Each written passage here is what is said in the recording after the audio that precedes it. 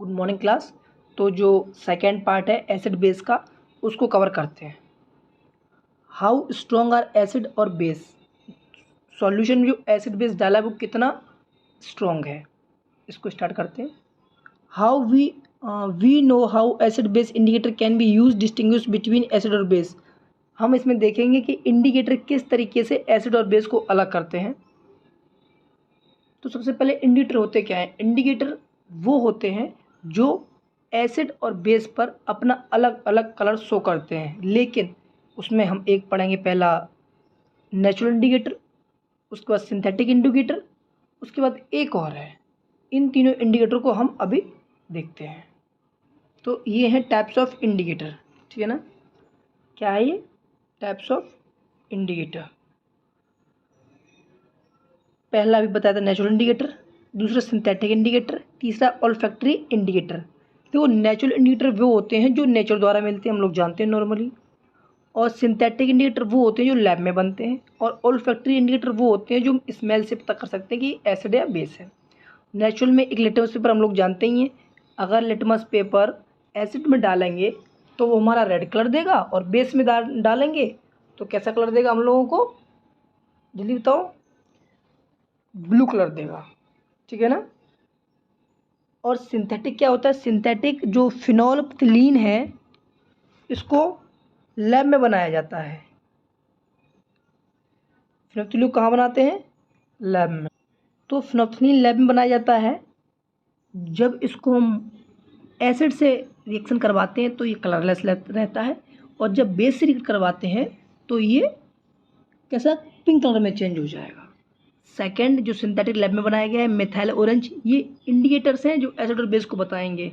Methyl orange, जो methyl orange अगर acid में डालोगे तो रेड बताएगा, और अगर बेस में डालोगे तो येलो बताएगा। इस तरीके से हमारे सिंथेटिक इंडिकेटर होते हैं जो लैब में इस्तेमाल होते हैं। हालांकि अब तो नॉर्मल लिटमस पेपर यूज़ होता है, लेकिन फिर भी अगर रिएक्शन करके देखना चाहे तब के लिए है। और ऑल्फैक्टरी बताई दी है। तो ये होते हैं हमारे इंडिकेटर्स। अब वहाँ आते हैं जो लाइन किताब पे जो कह रही थी। चलो स्टार्ट। तो इस तरीके से हमारा जो टॉपिक था इंडिकेटर खत्म हुआ। ठीक, आगे देखते हैं क्या कहा गया। We have also learn in the previous section, पीछे हमने पढ़ा कि किस तरीके से डाइल्यूशन और कंसंट्रेशन इंक्रीज या डिक्रीज करने पे H प्लस आयन कितने ज़्यादा हो जाते हैं या कितने कम हो जाते हैं। ये हमने पढ़ा। मेनली ये पढ़ा कि जो हमारा डाइल्यूशन की डिफाइन क्या है। तो डाइल्यूशन डिफाइन होती है स्मॉल अमाउंट ऑफ सॉल्यूट, यानी कम मात्रा में सॉल्यूट डिजोल्व करेंगे हम ज़्यादा मात्रा पानी में, वो डाइल्यूशन है। और जब पानी कम कर दो और एसिड ज़्यादा कर दो तो वो कंसंट्रेशन। ये देखा पीछे। लेकिन अब एक क्वेश्चन कहा गया किताब में, can we quantitatively find the amount of these ions.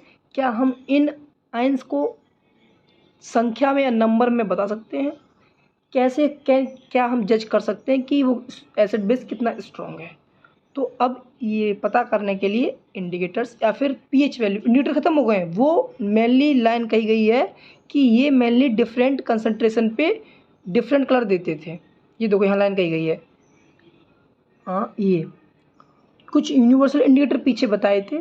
तो वो क्या करते हैं? ये डिफरेंट कलर पर different concentration of ion show करते हैं, या फिर different concentration of hydrogen ion के डिफरेंट होने से वो डिफरेंट कलर शो करते हैं, ऐसे भी कह सकते हैं। यानी कम ज़्यादा अगर हाइड्रोजन आयंस होते हैं तो नेचुरल इंडिकेटर या universal indicator different colour show करेगा।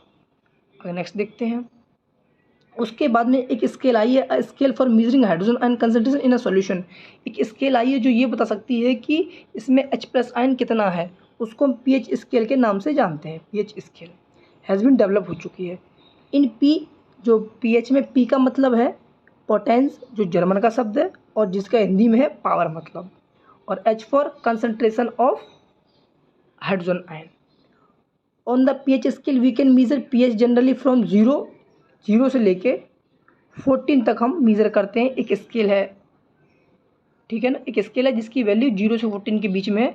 अगर 0 आ रहा है तो वेरी एसिडिक है, और 14 आ रहा है तो बहुत ज़्यादा अल्कलाइन है। ठीक, आगे देखते हैं।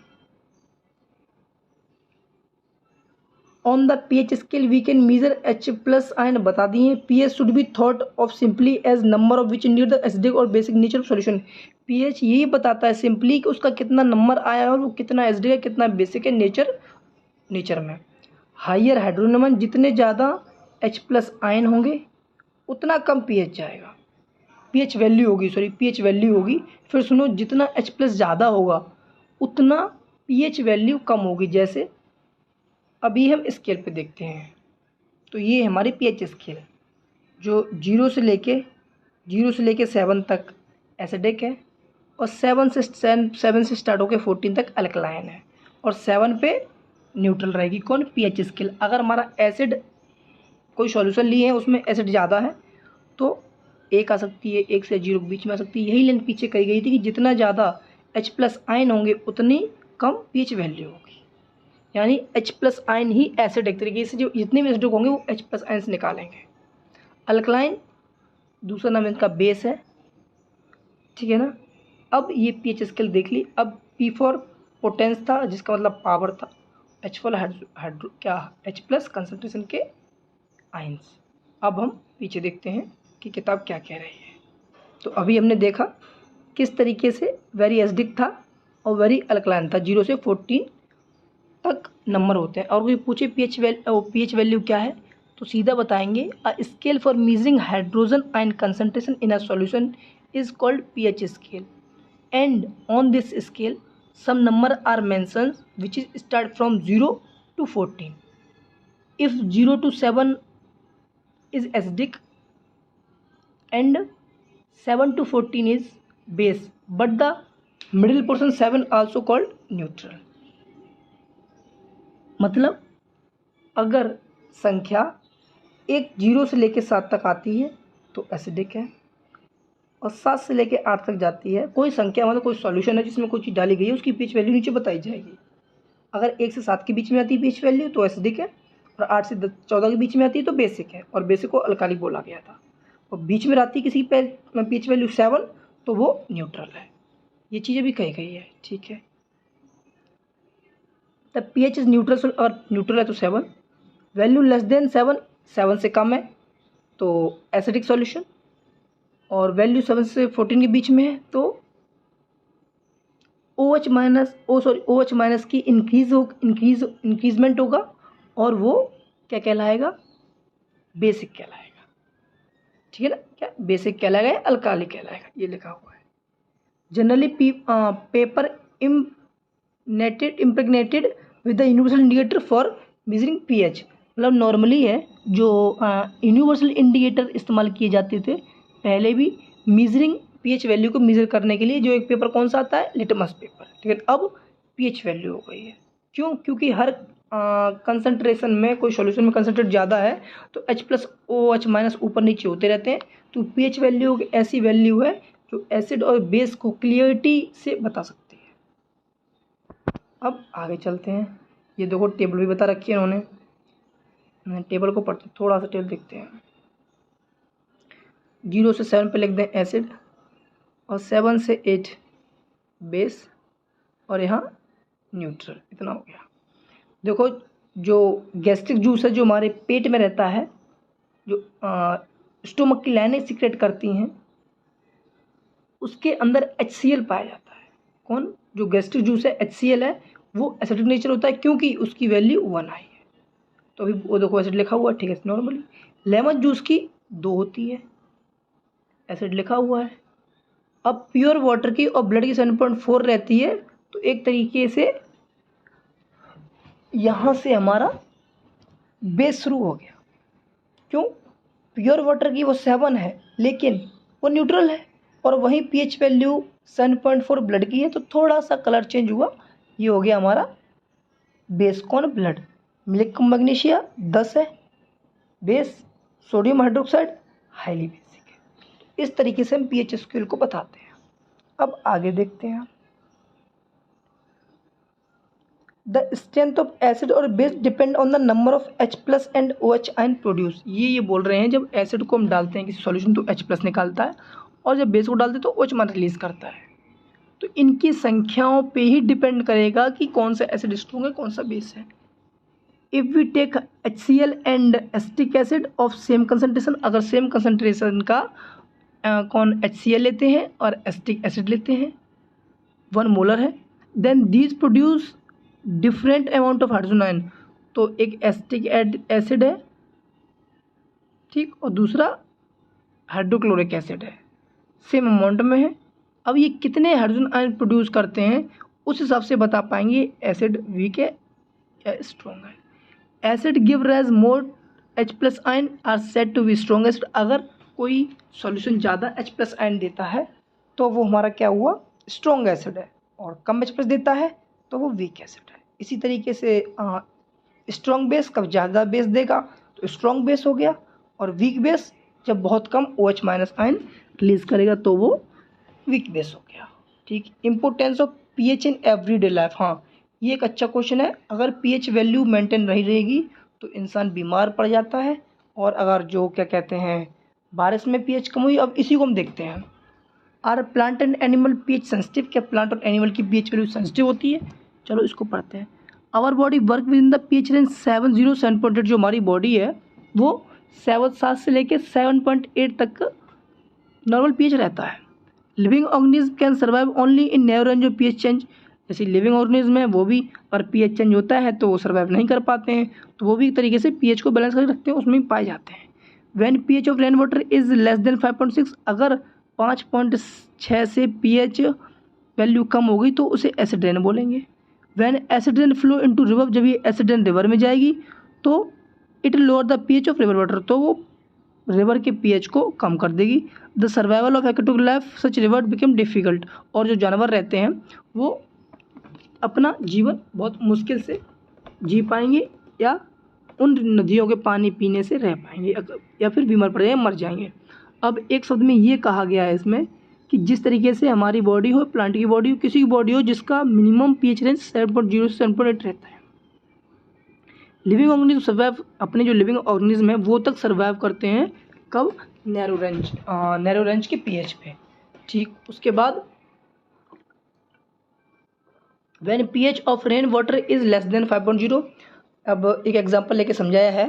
अगर किसी तरीके से रिवर का जो रेन वाटर बरसती है उसका pH 5.6 हो जाए तो इसे एसिड रेन बोलेंगे। When acid rain flow into river, और जब ये एसिड रेन रिवर में जाएगा तो रिवर वाटर का pH कम कर देगा, और फिर जो एक्वाटिक लाइफ है वो डिफ़िकल्ट हो जाएगी, यानी जो उन नदियों में एक्वाटिक लाइफ है, जीव जंतु हैं पानी वाले, वो डिफ़िकल्ट हो जाए उनके लिए जीना। एटमॉस्फेयर ऑफ वीनस, अच्छा वीनस के एटमॉस्फेयर पे एक थिक वाइट येलो क्लाउड पाए जाते हैं सल्फ्यूरिक एसिड के, ओ नहीं पाए जाते। चलो हम लोग अपना दूसरा टॉपिक देख, दूसरा क्या है, सॉइल। एक अच्छी उपज के लिए pH रेंज सॉइल की हेल्थी रहना बहुत ज़रूरी है। इस वजह से सॉइल की भी pH मेंटेन रहेगी तो पौधा अच्छा होएगा, अच्छी फसल होगी, अच्छे बीज आएंगे। तो बहुत ज़रूरी है सॉइल की pH, मतलब एक तरीके से बिना pH के अपने लाइफ में अच्छी तरीके से या स्वस्थ रहकर जीने का तरीका है ही नहीं। ठीक है ही नहीं, बिना pH के कुछ नहीं हो सकता, कुछ भी। देखो माउथ में हमारा pH वैल्यू 7.8 रहता है, 7.6 7.8 के रीजन का भी 7.4 भी हो जाता है। स्टोमक तो एसिड है ही पूरा, उसके अंदर बाहर रहता है 2.0 1.5। उसके बाद सलाइवा, वो सलाइवा तो बोल ही दिए, ब्लड 7.4। तो एक तरीके से pH मेंटेन करना बहुत ज़रूरी है। वो कैसे करेंगे, आप पानी पी के, जितना वाटर आप एब्जॉर्ब करेंगे या फिर पिएंगे उतनी किडनी हमारी यूरिन को या ब्लड को फिल्टर करेगी और यूरिन बना के बाहर निकालेगी। तो एक वाटर ही ऐसा है जो हमारी बॉडी को सही रख सकता है। तो वाटर को ज़रूर ध्यान में रखते हुए अपने जीवन की यात्रा या गाथा शुरू करें। चलो नेक्स्ट पे आते हैं। pH इन अवर डाइजेस्टिव सिस्टम में pH अभी बताया था वही चीज़ है कि हमारा पेट में 2.0 रहता है। अगर 2.0 से ज़्यादा हुआ, यानी वो ज़्यादा मतलब अगर H+ ज़्यादा निकल आए तो नीचे वैल्यू कम होती जाएगी। तो एसिड अगर ज़्यादा पेट में हो गया किसी वजह से तो क्या होगा, वहाँ पे पेट में एसिडिटी बन जाएगी। फिर वो एसिडिटी फिर हो सकती है वोमिटिंग में आ जाए, या फिर क्या कहते हैं कोई और इशू हो जाए। इस वजह से हमें pH मेंटेन रखना चाहिए। दूसरी चीज़, जब pH कम होता है तो कभी इरिटेशन होती है, कभी पेन होता है, और जब हम बेस ले लेते हैं, एंटासिड ले लेते हैं, मिल्क ऑफ मैग्नीशिया या इनो, तो हम ठीक हो जाते हैं। pH as cause of tooth decay. अगर पीएच कम ज़्यादा हुआ तो हमारे दांतों में टूटने की संख्या बहुत ज़्यादा बढ़ जाती है और वो टूटने लगते हैं। Self defence by animal plant by there chemical warfare. Honey bee और बी स्टिंग होती है, इनके अंदर जिसमें एसिड भरा रहता है फॉर्मिक एसिड, वो पेन और इरिटेशन कॉज करती हैं। तो पीएच ही मेन है जो एक ह्यूमन बीइंग को या एक क्या कहते हैं जैसी हेडिंग थी एनिमल को जिंदा रखता है, बॉडी को सिस्टमेटिक फंक्शन देता है। और अगर तो इस तरीके से पीएच वैल्यू आपका फिनिश हुआ। ये एक तरीके से एप्लीकेशन थे। नेक्स्ट टॉपिक में हम लोग मिलते हैं, तब तक के लिए थैंक यू क्लास।